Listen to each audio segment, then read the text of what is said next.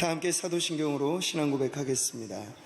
전능하사 천지를 만드신 하나님 아버지를 내가 믿사오며 그 외아들 우리 주 예수 그리스도를 믿사오니 이는 성령으로 잉태하사 동정녀 마리아에게 나시고 본디오 빌라도에게 고난을 받으사 십자가에 못 박혀 죽으시고 장사한 지 사흘 만에 죽은 자 가운데서 다시 살아나시며 하늘에 오르사 전능하신 하나님 우편에 앉아 계시다가 저리로서 산자와 죽은 자를 심판하러 오시리라.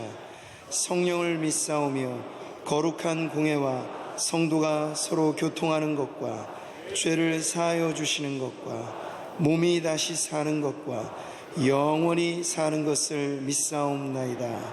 아멘. 자, 오늘 우리에게 주시는 하나님의 말씀은 하박국 1장 5절부터 11절까지 말씀입니다. 구약성경 1301면에 있습니다. 제가 봉독하겠습니다. 여호와께서 이르시되 너희는 여러 나라를 보고 또 보고 놀라고 또 놀랄지어다. 너희의 생전에 내가 한 가지 일을 행할 것이라. 누가 너희에게 말할지라도 너희가 믿지 아니하리라.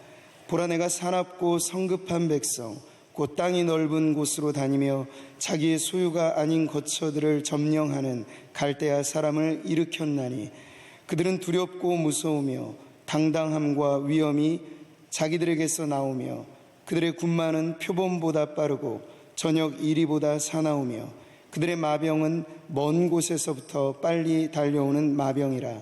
마치 먹이를 움키려 하는 독수리의 나름과 같으리라.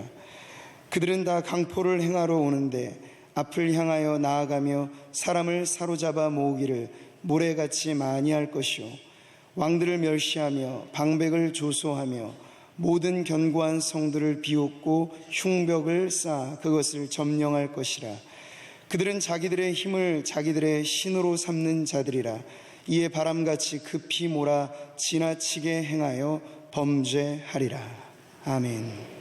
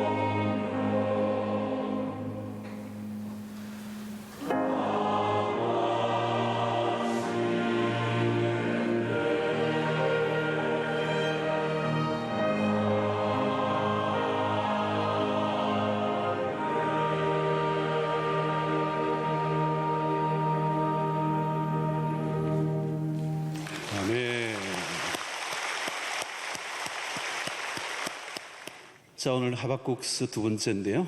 우리 하박국서는 지난주도 얘기했던 것처럼 그렇게 편안한 메시지는 아닙니다. 굉장히 우리가 아플 때도 약이 있잖아요. 아주 먹기 힘든 약도 있고 또 편안한 약도 있습니다. 좀 아픈 약이 될 수가 있겠죠. 그러나 치료로 가는 또 메시지가 될 수가 있기 때문에 이 말씀을 살펴보고 있습니다. 하박국 선지자가 살았던 시대는 매우 혼란했던 시대죠. 시대적으로 절망적인 상황, 하나님의 말씀과 전혀 다른 현실로 돌아갈 때 선지자의 질문이 깊어집니다. 하나님 어디 계십니까? 하나님 당신 계십니까? 왜 이 악들이 이렇게 계속 번성하고 악인이 형통함을 누리며 의인이 고난 속에 있어야 합니까? 그 질문, 고뇌에 찬 그 질문을 하게 되는 거죠. 현실 속에 하나님의 통치가 구체적으로 임하지 않는 듯한 상황 속에서 이제 고민 속에 하나님께 Where are you? 당신 어디에 계십니까? 왜 이렇게 내버려 두십니까? 자, 우리가 믿음의 길을 걸어갔던 사람들에게도 동일한 의문이 생길 때가 있습니다. 하나님이 살아계신다면 어찌 이런 일이 일어납니까? 시편의 시인이 이런 고백을 했죠. 시편 44편 23절과 24절에 주여 깨소서 어찌하여 주무시나이까? 일어나시고 우리를 영원히 버리지 마소서. 어찌하여 주의 얼굴을 가리시고 우리가 우리의 고난과 압제를 잊으시나이까? 자, 선지자도 그렇고 믿음의 선배들 역시 비슷한 경험을 한 것입니다. 하나님은 종종 침묵하시는 것 같은 느낌을 받을 때 주님 주무시지 마시고 깨십시오. 우리는 답이 없는 상황 속에서 살아갈 때가 많이 있습니다. 불러도 대답 없는 일험, 내가 신앙을 갖고 있지만 그 신앙이 현실 속에 구체적인 답을 해주지 않을 때 우리는 낙심하게 되는 거죠. 어떤 사람에 대한 실망이 아니고 어떤 누구에 대한 기대가 깨어진 것이 아니고 내가 믿는 믿음의 대상인 하나님이 내가 생각하는 대로 활동하고 움직이지 않으실 때 우리는 답답한 것이죠. 고통은 길어지고 불법은 난무하고 사회는 깨어지고 모든 것이 혼란 속에 있는데 도대체 하나님 당신은 무엇하고 계시는 것입니까? 아마 우리의 일상의 삶 속에서도 치열한 현실 속에 들어가면 끊임없는 하나님에 대한 질문이 있는 거죠. 왜? 라고 하는 이 질문. 이 스탠리 하워워스라고 하는 유명한 신학자가 있습니다. 굉장히 세계적인 신학자인데 이분이 작년쯤에 지은 책을 하나 냈는데 그게 한나의 아이라는 책을 지었습니다. 굉장히 꽤 두껍습니다. 그런데 그게 다른 책이 아니고 자신의 회고록이에요. 자신의 삶에 부대꼈던 신학자고 학문적으로 누구보다도 하나님에 대해서 성경에 대해서 굉장히 박식한 신학자인데 자신의 현실의 삶 속에서 정신적 어려움을 겪고 있는 아주 심각한 정신적 질환을 앓고 있는 아내와 함께 살아가면서 풀리지 않는 삶의 그 어려움을 겪으면서 도무지 답이 없는 인생을 사는 거예요. 어떻게 할 수 없는 그 아내와 부딪히면서 수없는 고통 그리고 그것으로 인한 그 아들에게까지 그 고통이 물려주고 있는 이 현실을 어떻게 걷어낼 길이 없고 해결할 길이 없는 그 어려움 속에서 고뇌에 찬 삶을 살아가는 한 신학자의 그 아픔이 이제 그 책에 자기 회고록에 써놓았습니다. 그 책의 마지막 부분에 이제 결론적인 얘기가 한마디 이렇게 얘기해요. 기독교 신앙이란 뭐냐? 정답 없는 질문을 품고 사는 것. 자, 우리는 신앙을 가지면 완전한 답을 얻을 거라고 생각했는데 뭔가 확실한 하나님의 응답과 확신에 찬 어떤 메시지를 받고 살아가는 것이라고 생각했는데 이 신학자 정답 없는 질문을 품고 사는 것. 자, 자, 때로는 하나님 우리에게 참 기가 막힌 말씀들을 통하여 확신을 심어주죠. 또 어떤 문제에 대해서 정확한 답을 주시기도 하지만 때로는 우리의 인생에 어떤 질문에도 답을 얻을 수 없는 일들을 만날 때가 있습니다. 그때 하나님의 침묵 속에 우리는 하나님을 이제 오해하는 거죠. 그래서 우리는 하나님의 침묵이 하나님의 부재라고 생각하는 거죠. 하나님이 계시지 않음. 자, 그럼 우리 하박국에서 굉장히 큰 질문 중에 하나입니다. 하나님은 침묵하시지만 하나님의 부재를 의미하는 게 아니고 하나님의 침묵은 하나님의 무능을 이야기하지 않는다. 자, 하나님은 오늘 하박국의 질문에 답을 하실 차례예요. 그래서 오늘 본문은 하박국이 지난 주일날 질문했던 것에 대해서 하나님의 답변이 나오고요. 5절부터 11절까지 그리고 12절부터는 다시 하박국의 질문은 우리가 다음 주일날 다룰 것입니다.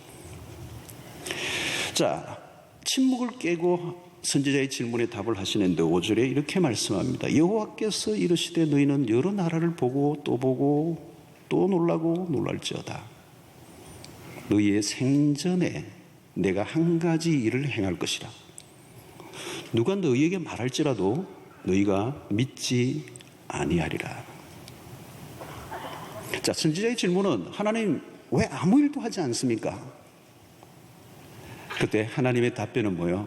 아무 일도 하고 있는 것이 아니라 내가 일을 한다. 하고 있다. 자, 여러분 역사 속에 많은 이런 이론들이 있는데요. 그 가운데 하나가 뭐냐면 하나님은 창조는 하셨지만 창조 이후에는 역사에 관여하지 않으신다. 이게 이실론입니다. 그렇죠? 우리가 잘 아는 것처럼 이실론. 하나님은 역사의 바깥에서 계시고 창조 이후에는 이 세상 속에 인격적으로 개입하시지 않는다. 이게 이실론입니다. 자, 그럼 오늘 이 본문 속에서 하나님은 세상을 창조하실 뿐만 아니라 창조하신 그 세상을 운행하시고 유지하시고 통치하시는 하나님이시다. 뿐만 아니라 그분은 공의로우신 하나님이고 당신이 정하신 법이 온전히 시행되는 것을 지켜보시고 그 법을 깨뜨리시면 그 법과 원칙, 하나님이 정하신 것을 깨뜨리면 그것을 결코 묵과하지 아니하시는 하나님이시다. 공의의 하나님. 자, 그러니까 이 본문 속에서 전체적인 얘기는 하나님의 답변은 나는 가만히 있는 팔짱에 내가 끼고 있는 하나님이 아니다. 이런 답변을 하시는 거죠. 자, 그런데 하박국 선지자에게 하신 말씀이 충격적이에요. 오늘 5절의 한 부분이죠. 너희는 여러 나라를 보고 또 보며 놀라고 놀랄지어다. 이 말은 뭐냐면 하나님이 일을 행하시는데 그것은 너가 생각하는, 너가 예상하는 것과 전혀 다른 일들이 벌어질 것이다. 자, 하박국이 생각하는 것은 뭘까요? 하나님 악인을 징벌해 주십시오. 그리고 이 유다를 빨리 회복시켜 주십시오. 이 불법이 난무하는 이 세상에 그 악인들을 좀 징벌해 주시고 이 나라가 빨리 회복되기를 원합니다. 자, 그러나 하나님의 문제 방식은 달랐어요.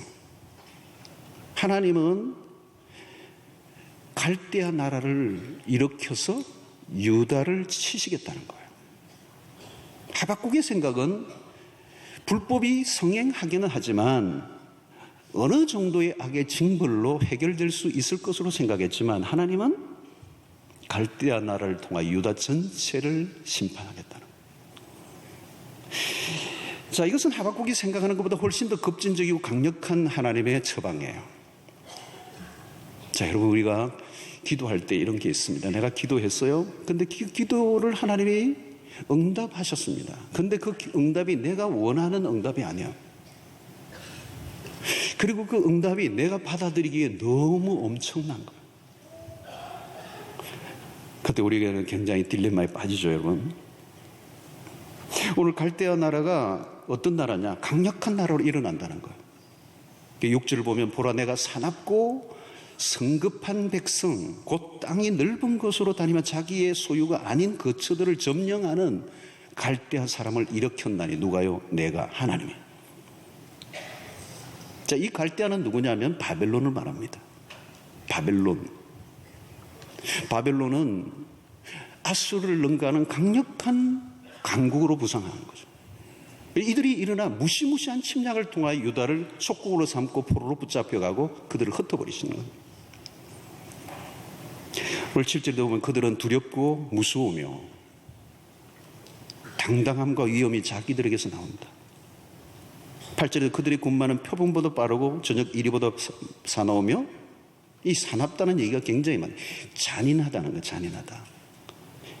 그들의 마병은 먼 곳에서도 빨리 달려오는 마병이라 마치 먹이를 움키려 하는 독수리의 나름과 같다.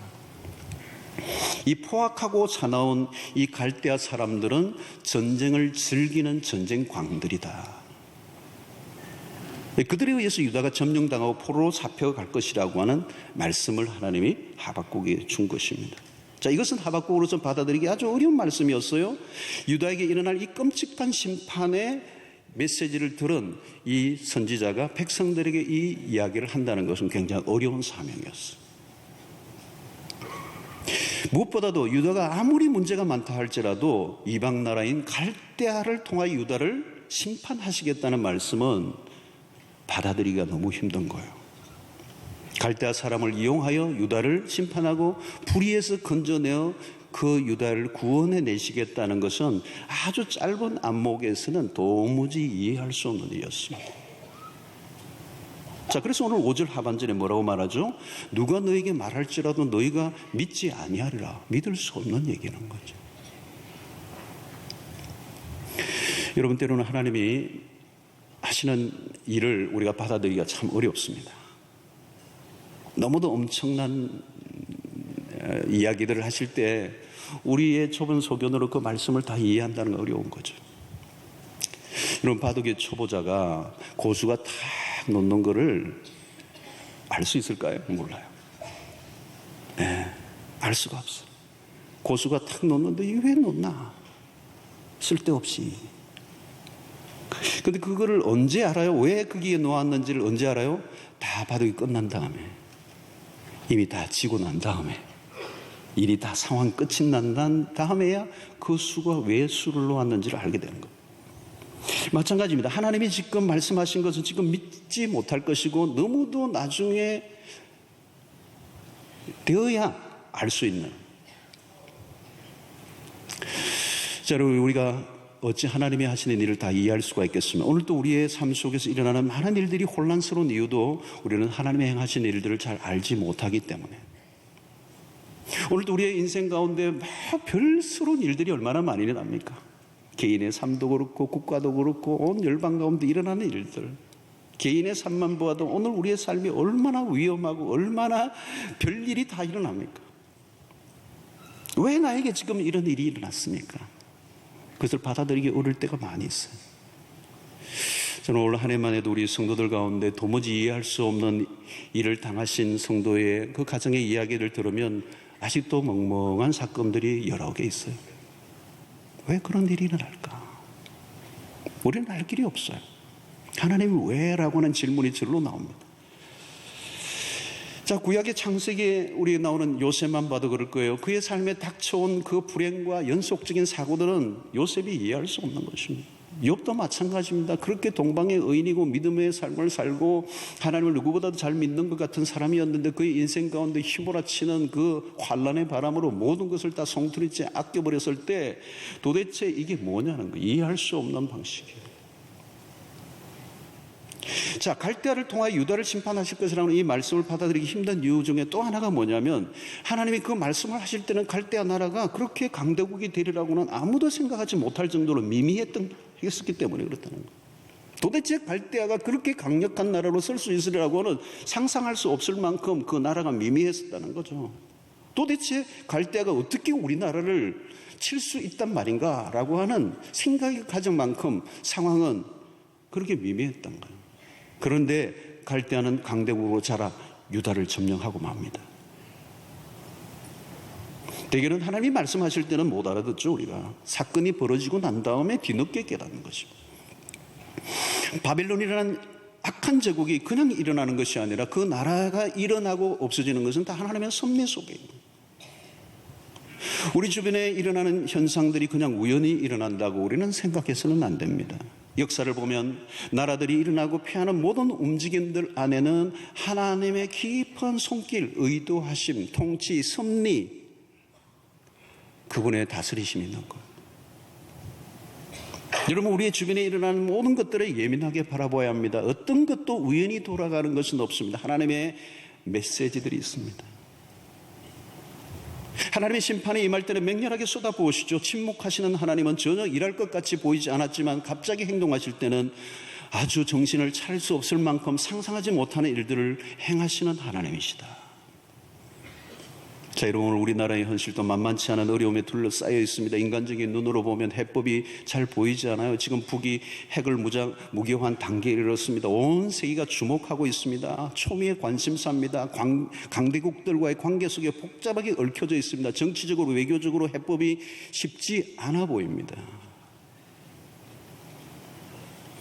과연 이것이 정치적으로, 외교적인 관점에서 해결될 수 있을 문제일까? 우리는 성경적 관점으로 바라보면 이 모든 것 안에도 결국은 해법은 하나님이 갖고 계시는 거죠. 이 문제를 정치인이 푸는 게 아니고 외교관들이 푸는 게 아니고 하나님의 손길에 달려 있어요. 그러니까 문제는 하나님의 해법이 뭐냐는 거죠. 우리는 이런 어려운 우리 역사의 한가운데서 이런 모습들을 보면 매일 뉴스를 보며 부딪히는 이 오늘의 현실 속에 도대체 하나님의 해법은 무엇일까라고 하는 거예요. 우리는 그냥 부분만 보는 거죠. 전쟁이 안 일어나면 좋겠다. 잘 넘어갔으면 하는 마음이 우리의 마음이죠. 그러나 역사를 보면 여러분, 항상 사람들이 예상하는 방식으로 흘러가지 않았어요.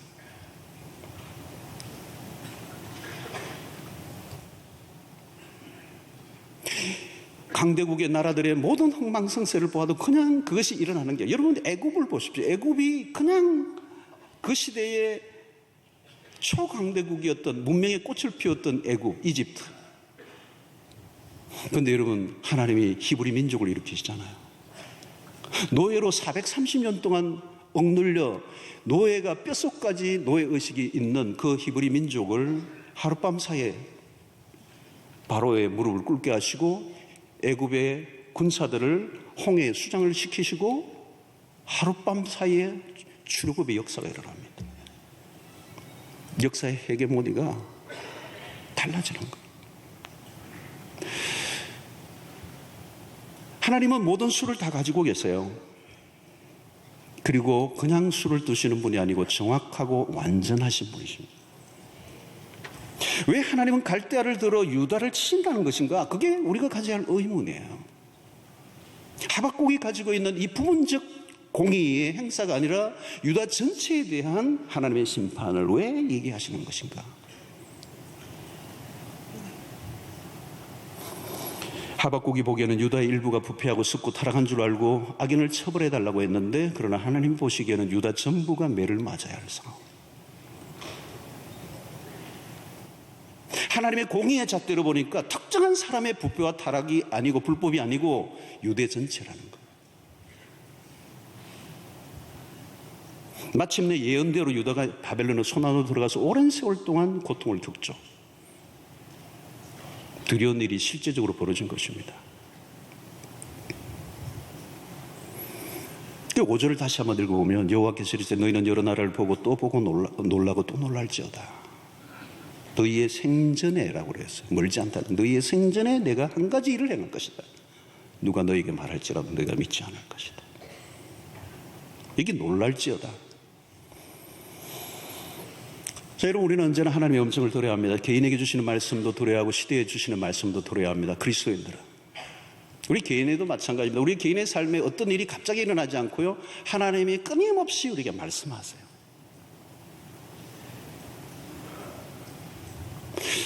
오늘 우리의 역사, 우리의 시대, 우리의 나라에 대해서도 하나님의 말씀을 우리가 귀를 기울여야 합니다. 오늘 우리 주변에서 일어난 크고 작은 일들 그냥 일어나지 않습니다. 북한은 여러분, 우리 남한과 비교가 안 되는 경제 수준이잖아요. 남한의 경제력은 북한과 비교가 안 되잖아요. 그 국방비를 그동안 엄청나게 쏟고, 우리는 미국의 진짜 주고객이잖아요. 어마어마한 우리의 세금이 국방비로 들여졌지만 북한의 핵무장 앞에 북한의 군사력 앞에 우리는 꼼짝을 못하고 있습니다. 북한이 저렇게 군사를 키우고 핵을 가지고 있는 그 33세 지도자가 핵을 가지고 있는 이 메시지는 오늘 우리 시대에 뭘 얘기하려고 하시는 건가? 어떤 일도 우연한 일은 없다고 우리가 말씀을 하고 있는데 핵을 가지고 저렇게 광분하고 있는, 한국은 지금 강대국들의 힘의 각축장입니다. 하나님을 모르는 나라들이 교만하여 자신의 힘을 키워 강대국들이 일어난다는 이 하박국 선지자의 얘기는 오늘 우리의 현실 속에서도 가능한 얘기입니다. 저들은 자기의 힘을 자기의 신으로 믿는 사람들, 가지고 있는 힘을 자기의 신으로 삼고 있는 나라. 오늘 11절에 말씀하네요. 자, 그러나 여러분, 오늘 여기서 본문에서 가장 우리가 관심을 가져야 될 것은 하나님의 관심은 어디 있느냐? 바로 하나님의 백성들. 하나님이 주목하시는 것은 악인과 의인이 구별되지 않는 상태, 하나님의 백성과 세상이 구별되지 않는 상태. 유다 전체를 심판할 수밖에 없는 상태는 하나님의 백성들 모두가 무너져 있다는 것입니다. 하나님의 백성들이 불순종하면 고난의 풀무에 던져 집어넣으시는 이스라엘 백성들의 끝없는 고난의 역사는 그들이 불순종할 때 고난의 풀무에 집어넣어서 그들이 그 풀무의 용광로에서 단련을 받는 거죠. 그래서 그 고통 속에 절규하며 다시 하나님께로 돌아오게 하고야 마시는 그 길고 긴 길을 하나님이 선택하셨다는 거예요. 여러분, 우리의 미련함은 무엇일까요? 하나님의 말씀을 쉽게 깨닫지 못하는 것이죠. 언제나 깨닫는 것은 더디고 회개하는 것이 더딘 것이 우리의 모습입니다. 여기 갈대아는 매우 잔인하고 무서운 나라라는 거죠. 잔인하다는 것. 이 나라는 그냥 전쟁을 해서 나라를 확장하는 것으로만 목적을 두는 게 아니고 사람을 잔인하게 죽이는 것을 즐기는 민족이라는 나라라는 거예요. 이 나라를 하나님이 당신의 공의를 행하는 도구로, 막대기로 쓰신다. 여러분, 이스라엘 역사의 전쟁사 속에는 너무도 분명합니다. 주변의 나라들을 통하여 하나님의 백성들을 단련하시는 거예요. 몽둥이로 쓰시다가 또 내려놓으면 또 그는 그들이 스스로 심판을 받는. 여러분, 우리가 두려워할 것은 우리나라의 정치적 현실이나 주변 강대국이나 북한 핵이 절대 아니에요. 우리가 진짜 두려워해야 할 것은 하나님. 악에 대해서 심판하시고 공의를 행하시는 하나님 앞에서 당신의 백성들의 모습이 무엇인가가 성경이 관심을 가지고 있는 부분이다. 자, 여러분, 우리는 현실 속에 살아갈 때 갈등을 많이 합니다. 악이 번성한 세상 가운데서 이 악하고 타락하고 음란하고 패역한 세대의 한가운데서 하나님의 백성의 정체성을 지키고 살아가는 것은 쉽지 않은 것은 사실입니다. 오늘날 신바벨론, 오늘 이 문명사회 안에서 물질주의, 돈이 모든 것을 주장하는 세상의 한가운데서 이 만몬의 신, 돈의 논리로 모든 것이 통하는 불법이 성행하는 시대의 한가운데서 한 사람의 그리스도로 믿음을 지키며 말씀을 따라 살아가는 것이 얼마나 어려운 일인지, 거센 이 악의 힘의 기세에 눌려 우리는 세상과 타협하고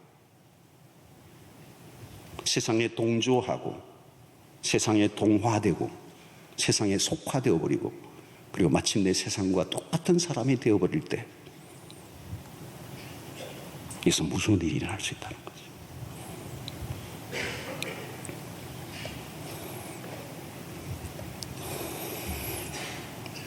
오늘 이 하박국에서 주시는 가장 중요한 메시지 가운데 하나님은 의로우신 하나님이시라는 거예요. 하박국의 질문은 하나님 당신은 공의로우신 하나님인데 왜 그 공의를 행하지 않습니까? 라고 하는 질문을 했지만 하나님의 답변은 나는 참으로 공의롭다. 어떤 죄도 용납할 수 없다. 나는 악인을 심판하고야 만다. 그 대상이 바로 유다였다는 거예요. 하나님은 악을 미워하시는 분이시죠. 하나님은 당신의 공의를 지키고 당신의 영광을 드러내시는 하나님이십니다. 왜? 당신이 세우신 그 법을 깨는 것을 그대로 두면 당신은 공의롭지 않은, 당신의 영광이 훼손될 수밖에 없기 때문에 하나님은 당신의 모든 걸 걸어 당신의 세우신 그 법이 시행되도록, 그 공의가 이루어지도록 통치하시는 하나님.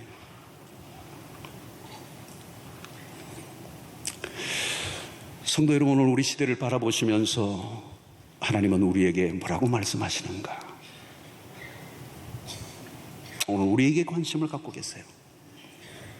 세상 속에서 전혀 다른, 오늘 우리 장로님이 기도했던 것처럼 거룩한, 구별된, 세상에 부조화하는, 세상에 조화되어져서 그대로 따라가는 이 급류의 세속에 급류에 휩쓸리지 않고 단호하게 노라고 말하며 이 세상과 부조화를 이루며 부정하며 끊임없이 이 문화 안에 저항을 하면서 하나님의 백성다움을 지켜내는 자기, 하나님의 백성의 아이덴티티, 그 백성이 얼마나 되느냐는 거죠. 오늘 우리는 형식화되어지고 이름만 가진 신자들로 가득 차고 주일날 예배는 드리지만 세상 속에 들어가면 전혀 다를 바 없는, 구분이 안 되는 악과 선이, 그리고 하나님의 백성과 그렇지 않은 사람의 구별이 되지 않는다면 그것이 가장 두려운 일이라는 것입니다. 왜 하나님은 악인을 그대로 두십니까? 선지자의 오해예요. 하나님은 악을 심판하시는 분이시다.